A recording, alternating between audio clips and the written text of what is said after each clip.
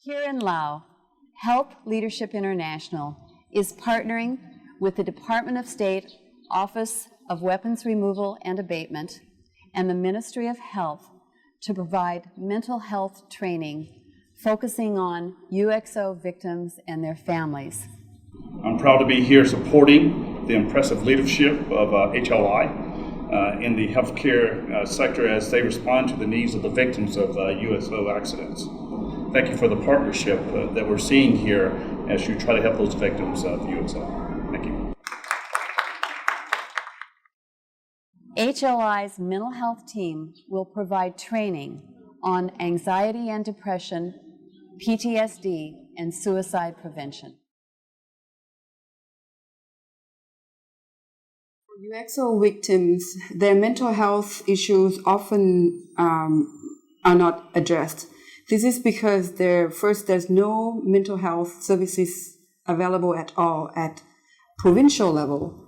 And oftentimes staff are not trained to recognize, assess, and not to mention manage their mental health issues.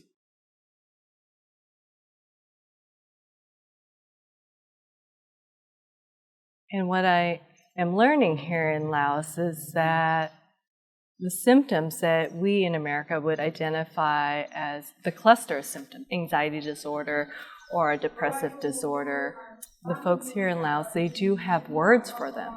They haven't been informed about how these clusters of symptoms can signify a more severe issue. Another one of the challenges here in Laos is identifying disorders, and there are oftentimes no words for the disorders of mental health illnesses that we have in the States, like post-traumatic stress disorder, prevalent everywhere. And most suicides are covered up because it does bring shame. We're a very communal society, and you think about others before yourself.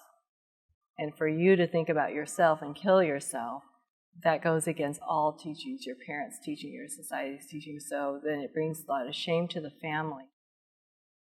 When conducting a suicide assessment, show you care by listening to the patient's concerns, and then ask these following questions. Have you thought of taking your own life? Have you made any plans to kill yourself? How and when? Do you have access to weapons or means to kill yourself?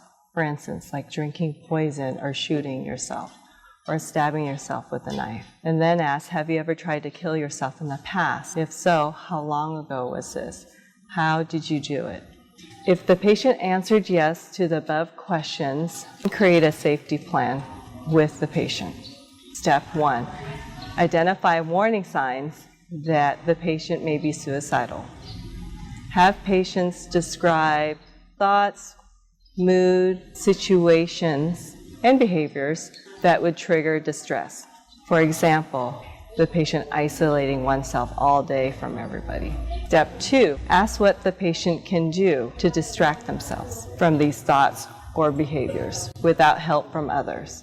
For instance, they like to meditate. Do they like to listen to music or sing or draw? These are some of the activities. Step 3, have the patient identify a family of friends that they can talk to and who can monitor their safety.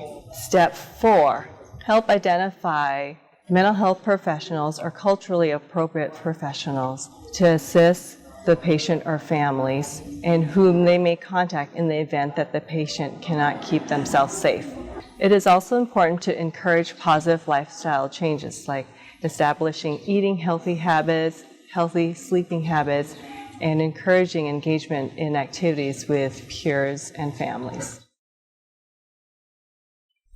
The majority of Lao people live in rural villages. When injury happens, they first go to health center. So in those places, there are very little medical resources, and the staff are not well trained to deal with injuries. Teaching capacity is also very limited in mental health in Laos. There are very few psychiatrists in Laos, and most of them, if not all of them, are in Vientiane capital. The lack of psychiatrists, psychologists, and in general health staff who receive adequate training in mental health make it very challenging and difficult to provide such training.